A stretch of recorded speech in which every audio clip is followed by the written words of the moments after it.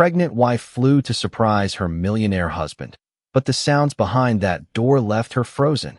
Before we begin, subscribe to the channel and stay with this story until the final minute, because the woman standing outside one hotel door is about to discover that the most dangerous warning in her marriage is not something she sees.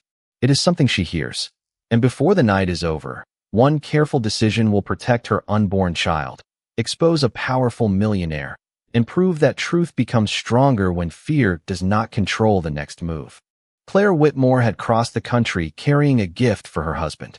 8 months pregnant, exhausted from the flight, and still smiling through the ache in her back, she stepped onto the 28th floor of Seattle's Sterling Crown Hotel with a small crystal box pressed against her heart. Inside rested a pair of blue baby socks wrapped around the newest ultrasound photograph. Across the silver ribbon, she had written 4 words in careful ink: for Daddy. Love, baby. Grant Calloway had missed 2 prenatal appointments and nearly a month of evenings at home. He blamed negotiations, investors, and the acquisition that would supposedly secure their family's future. Claire had believed him. That was why she had booked the flight without warning him. She wanted to see surprise soften the face of the millionaire husband who had lately seemed married to his company. Suite 2801 waited at the end of the corridor. Claire raised her hand to knock. Then she heard a woman laugh. It was not the polite laugh of a client or the distant voice of a television. It was low, warm, and intimate. A champagne cork popped. Ice moved inside a glass. Papers slid across a table. Then Grant laughed too, relaxed in a way Claire had not heard in months. Her hand remained suspended inches from the door. The woman spoke first. So, after the baby comes? Claire stopped breathing. Grant answered without hesitation. Claire will sign whatever I put in front of her. A chair moved. The woman lowered her voice. And if she reads it? She won't. She trusts me. The words behind the door struck harder than any image could have. Claire's fingers tightened around the gift box until the ribbon cut into her skin. She wanted to knock. She wanted to run.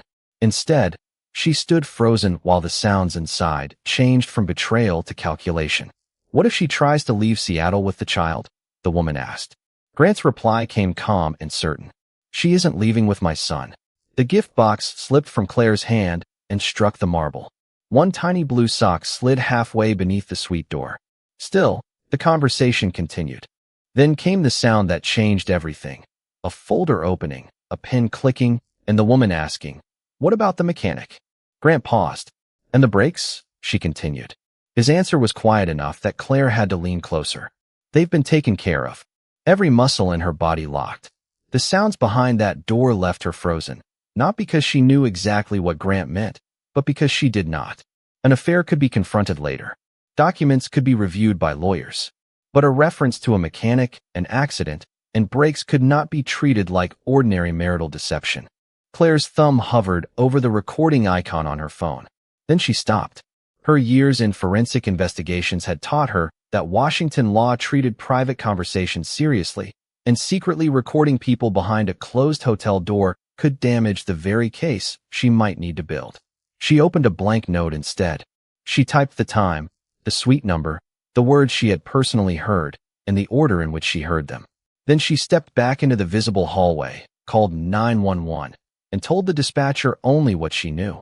She was 8 months pregnant.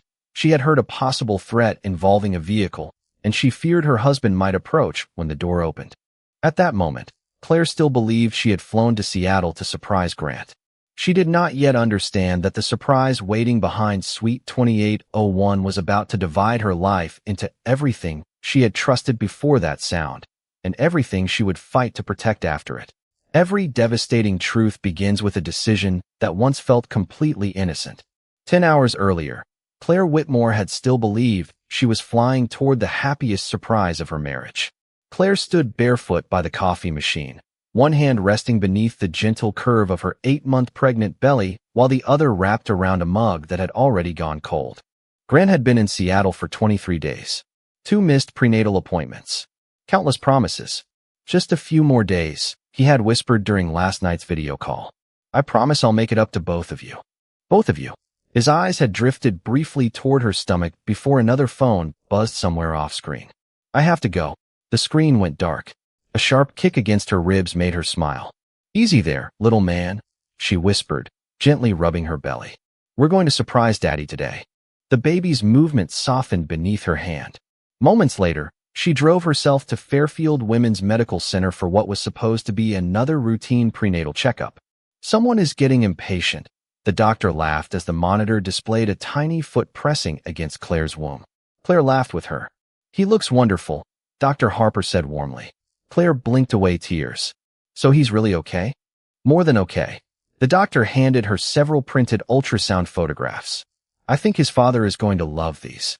Claire carefully slid the photographs into a cream-colored envelope she had brought from home. I hope so.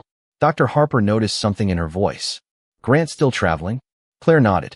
He hasn't met this version of his son yet. The doctor smiled gently. Maybe it's time you stopped waiting for life to happen. Instead of driving home, she turned toward Bradley Airport. She booked the next available flight to Seattle. Inside lay a pair of tiny blue knitted socks she had spent 3 evenings making herself despite barely knowing how to knit. Beneath them rested the newest ultrasound picture. She tied a silver ribbon around the lid and wrote 4 simple words with careful handwriting. For Daddy. Love, baby. Halfway through the flight, her phone vibrated with an alert from the family credit card account. Sterling Crown Hotel, executive dining, 2 guests, champagne service. The charge had posted less than an hour earlier. Claire stared at it, then opened Grant's last message. He had written that he was spending the afternoon at Seattle-Tacoma with investors. A hotel meal for 2 did not prove betrayal. An assistant could have used the card. A client could have joined him. Still, Claire saved a screenshot and checked the shared travel calendar. Grant had disabled location sharing that morning for the first time in 5 years. Her fingers tightened around the gift box. Something quieter than fear, but louder than reason stirred inside her. Claire had kept the surname Whitmore professionally after marrying Grant Calloway. Before pregnancy, she had spent 12 years tracing procurement fraud and hidden ownership structures. Grant often praised that history in public, then discouraged her from returning to it in private. She still owned 19% of Calloway Aviation through shares inherited from her father, one of the company's early engineers. Grant managed daily operations, but he could not lawfully take her voting rights simply because they were married. Claire had never imagined that this technical fact would become the foundation of her safety. The hardest lies to recognize are the ones still smiling at you. As the airport driver loaded her suitcase into the back of a black sedan, Claire rested both hands over her stomach. We're almost there, she whispered. The baby answered with a gentle movement that made her smile despite the uneasy conversation still echoing in her mind. The champagne charge and the disabled location setting refused to disappear. Claire shook her head. Grant worked with executives every day. Assistants traveled. Lawyers traveled. Consultants traveled. There had to be an explanation. There always was. Claire stepped out carefully. One hand held the little silver gift box. The other supported the weight of the child growing inside her.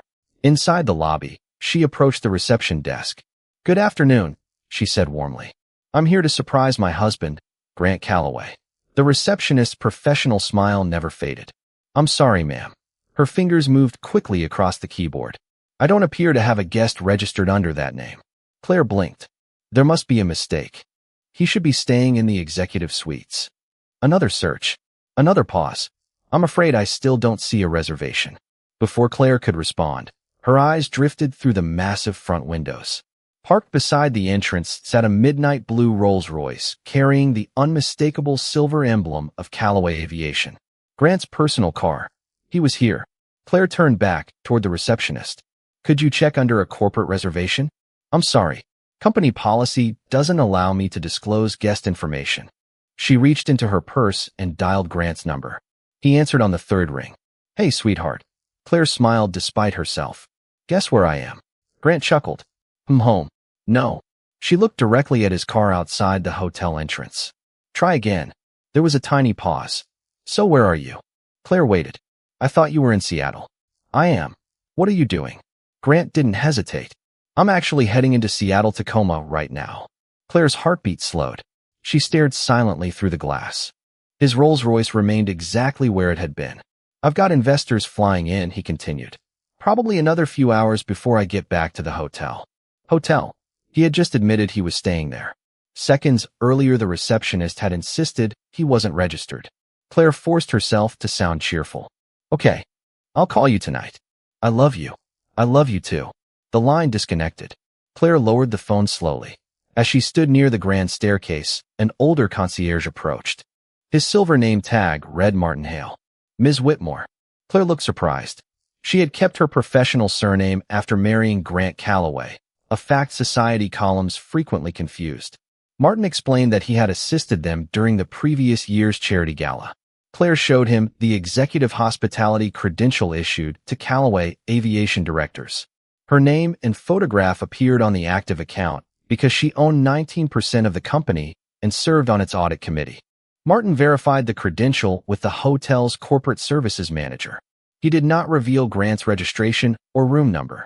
He simply said, "Your credential permits access to the executive floor. Hotel security will accompany you." A uniformed officer named Lena Ortiz joined them at the private elevator. The elevator doors opened with a quiet chime. Claire stepped inside beside Ortiz. As the doors slowly closed, she noticed a small black security camera mounted in the upper corner of the cabin. Its tiny green indicator light blinked steadily.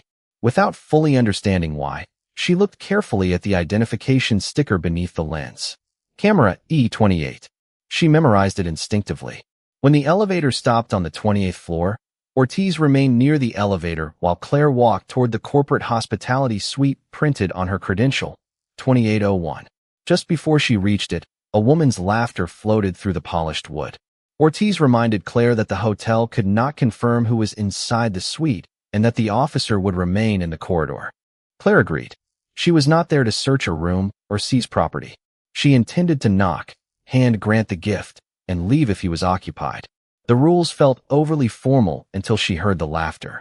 Then the presence of a neutral witness became the only reassuring thing on the floor. Some doors don't hide secrets. They hide the moment your entire life divides into before and after. Claire Whitmore stood motionless outside Suite 2801. She should have walked away. She should have opened the door. Instead, she listened. Grant sounded relaxed, comfortable, happy. Claire stepped back into the public corridor, within sight of Officer Ortiz. Her trembling thumb moved across the note on her phone, adding short quotations and the time beside each one. The woman's voice returned. "So, does she suspect anything?" Grant chuckled. "Claire still believes every business trip is exactly what I tell her it is." Claire lowered her eyes toward the tiny silver gift box resting against her stomach. Inside the suite, a chair scraped lightly across the hardwood floor. The woman spoke again. "I almost feel guilty." Grant answered immediately. "No, you don't." Another laugh. "No," she admitted. "I really don't." Grant poured another drink. Liquid splashed gently into crystal. "The board meeting is next month," he said. "Everything has to be finalized before then." Claire frowned. "Board meeting? Why would that matter?" The woman lowered her voice. "And the shares?" Grant replied calmly. "They're still in Claire's name." A brief silence followed. Then he continued. "Once the baby is born, the paperwork becomes much easier." Claire's pulse quickened. "Paperwork?" The woman asked the question Claire couldn't. "What if she actually reads the documents?" Grant laughed again. "She trusts me." Inside the suite, papers rustled across a table. "I've already had the legal department prepare everything," Grant continued. "Asset transfers, voting rights, temporary authorization. And she'll sign. She'll believe she's approving medical insurance updates." She slowly steadied herself against the wall as another sharp kick rolled across her stomach. The woman suddenly laughed again. "I still can't believe she gave up her career." Grant answered without sympathy. "That's exactly why this works." Claire closed her eyes. Years earlier, she had left forensic accounting because Grant insisted they didn't need two careers pulling them in different directions. "You've already done enough," he had told her. "Build our family. I'll take care of everything else." A drawer slid open. More documents moved across the table. The woman asked quietly, "And after the transfer?" Grant's voice became colder than Claire had ever heard. "Then Calloway Aviation belongs entirely to me." He paused. "And no divorce court can touch what isn't hers anymore." Then the conversation shifted again. The woman hesitated before asking one final question. "There is one thing I'm still worried about." Grant didn't answer immediately. "What?" "The accident." Several endless seconds passed. Claire's breathing stopped. What if the mechanic talks? Grant's reply came quietly. He won't. And the brakes? Another pause. Grant answered with absolute certainty. They've already been taken care of. Claire did not know whether he meant repaired brakes, hidden records, or something worse. She knew only that he had mentioned a mechanic, an accident, and her inability to leave with the child. She pressed emergency call. When the dispatcher answered, Claire whispered her name, the hotel, the floor, and that she had just overheard a possible threat involving a vehicle. The dispatcher told her to remain in the public hallway and not confront anyone. At that exact moment, the silver gift box slipped from Claire's numb fingers. It struck the marble with a hollow crack. The tiny blue socks slid across the floor. Inside the room, the music stopped. As the dispatcher listened, Claire repeated only the facts she could state with certainty. She did not accuse Grant of attempted murder. She said she had heard references to an accident, a mechanic, and brakes, and that she was afraid to approach the door. The dispatcher asked whether she was in immediate danger. Claire looked toward Ortiz and answered, "Not yet. One frightened call can become the line between danger and survival." The suite door opened. Grant stared first at the blue socks, then at Claire, then at the phone in her hand. Sloan Mercer appeared behind him, pale and silent. "Who are you calling?" Grant demanded. Claire backed away and said clearly, for the dispatcher and the hallway camera, "Do not come closer." Officer Ortiz started toward them. Grant reached for the phone. Claire twisted away, struck the edge of a room service cart, and fell hard onto one knee before rolling to her side. Crystal shattered. Ortiz ordered Grant to step back while the dispatcher sent police and an ambulance. Claire lay on the cold floor, both hands around her stomach as pain tightened across her abdomen. A small stain appeared on the pale blue fabric of her dress. "No." Her voice was barely audible. "Please, not my baby." Grant dropped to one knee beside her. "Claire, I'm calling an ambulance." She turned her head away from him. "Don't." Every word hurt. "Touch me." His hand froze in midair. Nearby, Sloan stood perfectly still, her eyes fixed on the phone lying several feet away. The screen still showed an active emergency call. When she moved toward it, Ortiz blocked her. Martin arrived with the hotel's security director and immediately ordered the corridor closed. One officer protected the phone without opening it. Another knelt beside Claire. "Police and emergency services are on their way," Ortiz said. Grant rose to his feet. "This was an accident." Martin looked at him without blinking. "So we'll let the authorities determine that." Grant's jaw tightened. Minutes later, the distant wail of sirens filled the street below. Claire's vision blurred. Ceiling lights melted into streaks of white. Voices became muffled. Someone gently placed an oxygen mask over her face. Another person checked the baby's heartbeat with a portable monitor. A rapid heartbeat filled the hallway. "Strong. Steady. Alive. My son." The paramedic smiled gently. "He's fighting. So are you." They carefully secured her onto a stretcher. As they lifted her, Claire's eyes found the scattered baby socks still lying across the marble floor. The elevator doors closed. Grant instinctively stepped forward. "I'm coming with her." The senior paramedic blocked his path. "Immediate family only. I am her husband." Before the paramedic could respond, Claire slowly removed the oxygen mask. Her voice was weak, but unmistakably clear. "No." Every person in the elevator looked toward her. "I don't." She swallowed painfully. "Want him near me." The doors closed between them. Grant remained standing in the hallway. The ambulance raced through downtown Seattle beneath flashing red lights. Then Claire remembered the open emergency call and the camera above the private elevator. She asked the paramedic to tell police that her phone contained time-stamped notes, account alerts, and the dispatcher call. "My husband was not planning an ordinary divorce," she whispered. "He was trying to move my shares, and I heard them discuss a mechanic and brakes." The paramedic wrote the statement into the care report without interpreting it. As darkness narrowed her vision, Claire held on to one fact. The private conversation inside might depend on her memory, but the confrontation in the public hallway had witnesses, an emergency recording, and a camera that did not care how wealthy Grant was. At the hospital, the obstetric team diagnosed a partial placental separation but found the baby's heartbeat stable. Claire was told that stress and trauma could trigger early delivery, so she remained under observation. The medical findings documented the injury without deciding who was legally responsible for it.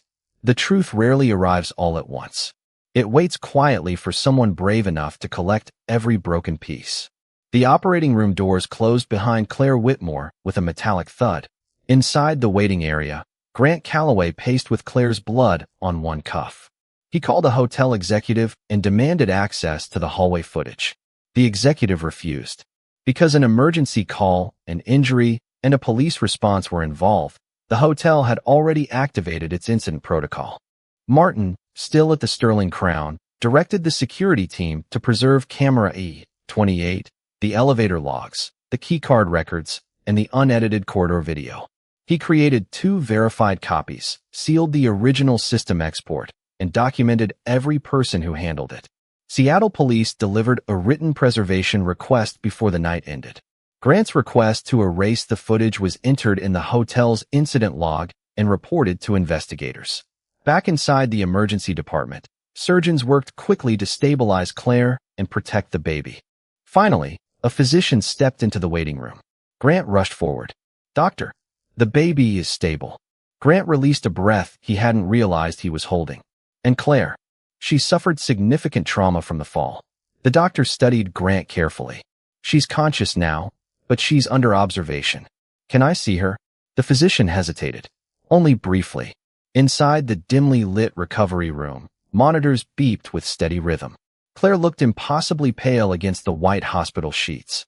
One hand rested protectively over her stomach. The other clutched the hospital blanket. Grant stepped closer. "Claire." She slowly opened her eyes. "I'm so sorry." She remained silent. "It was an accident." "Still nothing. I never meant for you to fall." Claire stared at the ceiling for several seconds before speaking. "You lied." Her voice was barely above a whisper. "Before I even reached Seattle." Grant immediately knelt beside the bed. "I can explain." "You already did." She turned her head toward him. "I heard everything." Grant froze. For the first time since entering the room, uncertainty crossed his face. Claire continued quietly. "The shares. The fake documents. The affair. The mechanic." Grant searched desperately for an answer. None of this is what it sounded like. Claire almost smiled. "I used to be a forensic accountant." He blinked. She had not mentioned that career in years. "I built cases from conversations exactly like yours." Another painful breath escaped her. "I know when people are hiding financial crimes." Finally, Claire spoke again. "I want a divorce." Grant immediately shook his head. "No, I don't need your permission. You don't understand what's happening." Claire's eyes never left his. "Oh," she whispered. "I understand far more than you think." Claire asked the nurse to bar Grant from further visits and called Evelyn Shaw, a Seattle attorney who had previously advised the company's independent directors. Evelyn arrived that evening, listened without interrupting, and sent formal preservation notices to the hotel, Calloway Aviation, the parking operator, and Grant's mobile carrier. She also told Claire not to access company servers, guess passwords, or remove records she was not authorized to possess. "We protect you by protecting the process," she said.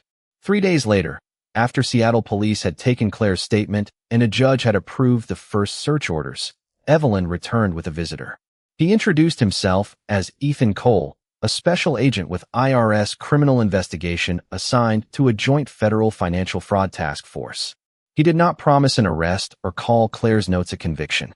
He asked only whether she was willing to tell the truth under oath. Evelyn also explained that Claire's handwritten notes were not magical proof. Their value came from being created at the time, preserved on the phone, and compared with independent records. Claire forwarded nothing to herself from company systems. She gave investigators the names of people and documents they could lawfully seek, then stepped back. Evidence becomes powerful when every step used to obtain it can survive a courtroom. Ethan Cole placed his credentials on the table and waited while Evelyn verified them. He explained that Calloway Aviation had been under investigation for 9 months over irregular aircraft leasing contracts, undisclosed related party payments, and possible securities fraud. Claire was not a target. Her ownership interest and former audit committee role made her a witness with important first-hand knowledge. Ethan drew a careful line between what could and could not be used. Claire had not recorded the private conversation inside Suite 2801. She could testify to what she personally heard, and investigators could seek independent confirmation. The 911 system had lawfully recorded Claire's emergency report and the confrontation after the door opened.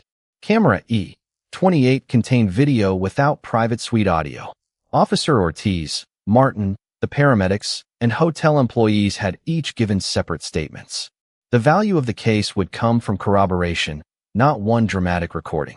A warrant had allowed investigators to obtain the hotel's original video export, access logs, valet records, and Grant's written request for deletion.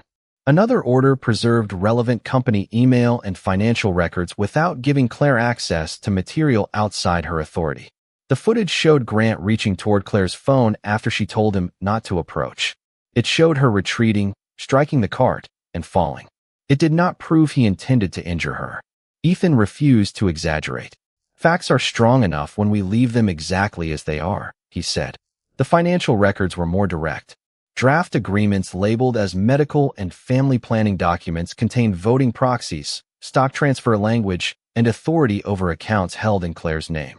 Her signature did not appear on the final versions. That mattered. Grant had not completed the transfer, but the drafts, internal messages, and instructions to the legal department supported an attempted scheme.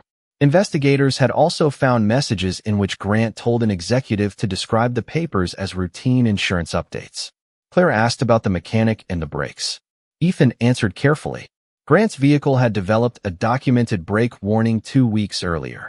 A mechanic had repaired it, then received a cash payment from a Calloway subsidiary to omit the repair from the fleet report. That did not prove an attempt to harm Claire. It suggested concealment of a safety problem and possible misuse of company funds. The phrase Claire overheard, taken care of, could have referred to the repair, the missing report, or both. Investigators would not call it attempted murder without evidence. Real cases were built from authenticated records, lawful warrants, independent witnesses, and conclusions narrow enough to defend. Ethan showed her the parking manifest. Grant's Rolls-Royce had entered the hotel garage at 10:12 a.m. and never left before Claire arrived. GPS records obtained under legal process confirmed it. The hotel had also documented Grant's instruction that no one disclose his presence. Those facts supported deception, not a crime by themselves, yet they strengthened the timeline. One final exhibit affected Claire more than all the others, an email from Grant to Sloan Mercer. After delivery, she will be exhausted. Put the signature tabs only where she needs to sign. Do not leave the full packet. Claire read it twice. Their child had not merely been included in Grant's schedule. The birth had been chosen as the moment when he believed she would be most vulnerable. Evelyn touched Claire's hand. You do not have to decide your entire future today. Claire looked toward the ultrasound image beside the bed. I already decided the first part. He will not use our son's birth to take my voice away. Over the following weeks, Claire followed every instruction. She gave sworn testimony. She produced only records she legally possessed. She did not contact witnesses, post accusations online, or leak documents to reporters. Evelyn filed a civil action in King County Superior Court because Calloway Aviation was headquartered in Washington and the disputed corporate acts had occurred there. The federal investigation continued separately through subpoenas, warrants, and a grand jury. Grant tried to control the story. His public relations team described the hotel incident as a private marital misunderstanding. His lawyers suggested pregnancy complications had confused Claire's memory. But the more carefully they shaped the narrative, the more damaging the preserved timeline became. 6 weeks after the hotel, Claire entered court carrying no secret recording and making no theatrical promise. She carried authenticated records, a verified emergency call, independent witnesses, and the calm certainty that truth did not require embellishment. Sloan's role also changed after she obtained counsel. She admitted the affair and confirmed that Grant had asked her to coordinate document packets, but she denied knowing the full purpose of the break report payment. Her account was treated as one witness statement, not automatic truth. Investigators compared it with email metadata, billing records, and the legal department's drafts. That method mattered to Claire. She did not want Grant convicted by rumor any more than she wanted him protected by power. She wanted every conclusion tied to evidence that could be challenged openly. The loudest moment in a courtroom is sometimes the instant a lie loses the protection of uncertainty. Reporters crowded the King County Courthouse for the preliminary injunction hearing. but the judge kept the proceeding narrow. The civil case concerned Claire's 19% ownership interest, the disputed proxy documents, and whether assets or voting rights could be moved before trial. The federal criminal investigation was separate. No one promised Claire that Grant would leave in handcuffs. Claire arrived with her premature but healthy son sleeping against her chest. He had been delivered safely 2 weeks after the fall. Evelyn carried certified copies of the corporate drafts, hotel records, and Claire's share certificates. Across the aisle, Grant sat beside 4 attorneys, polished and expressionless. His lawyers argued that the documents were unfinished estate planning drafts and that no transfer had occurred. Evelyn agreed that no transfer had been completed. Then she showed why the injunction was necessary. Internal instructions describing the papers as insurance updates, signature tabs designed to conceal the operative pages, and messages scheduling execution immediately after childbirth.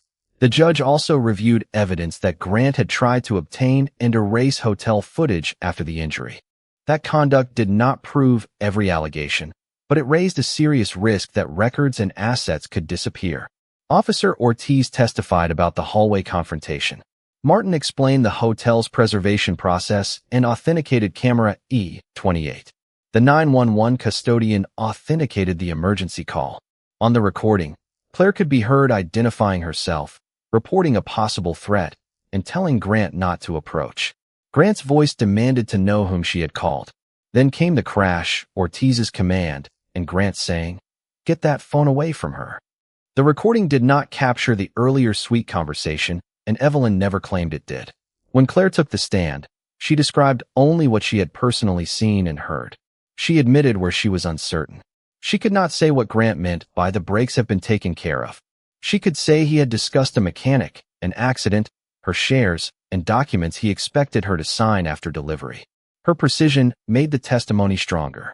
Grant's attorney asked whether heartbreak had affected her judgment. "Yes," Claire answered. "It affected my life. It did not change the time on a credit card alert, the hotel access log, the language in a proxy, or the words in an email." The courtroom became still. Before the judge ruled, Claire reached into the diaper bag and removed one tiny blue sock recovered from the corridor. She did not offer it as legal evidence. She held it only long enough to explain why she had traveled across the country. "I brought this because I believed our son was about to meet his father," she said.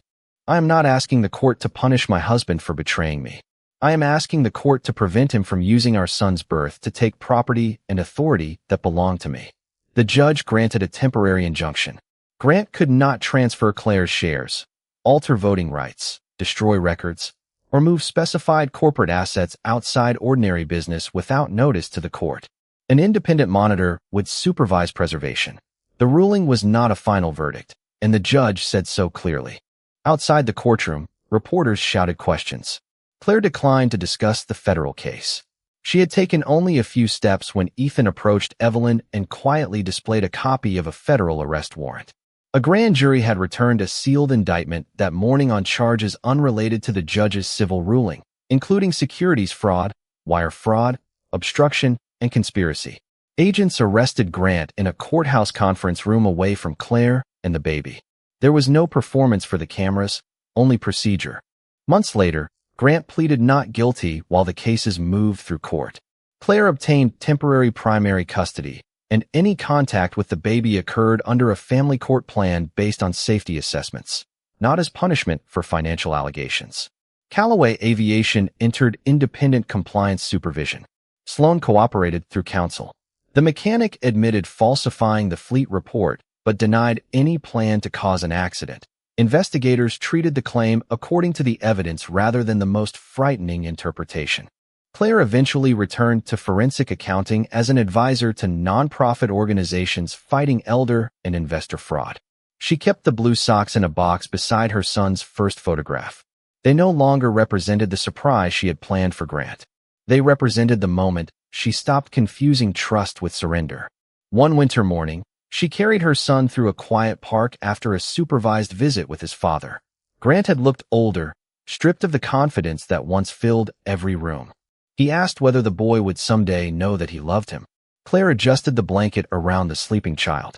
"He will know what you choose to prove from this day forward." She did not promise forgiveness. She did not promise permanent condemnation. She promised only truth. As snow settled, Claire understood that sounds behind Suite 2801 had left her frozen for only a moment. They had not decided the rest of her life. Her greatest victory was the future in her arms, a future where no hidden signature, threat, or millionaire's power mattered more than a child's right to grow up with safety, dignity, and truth.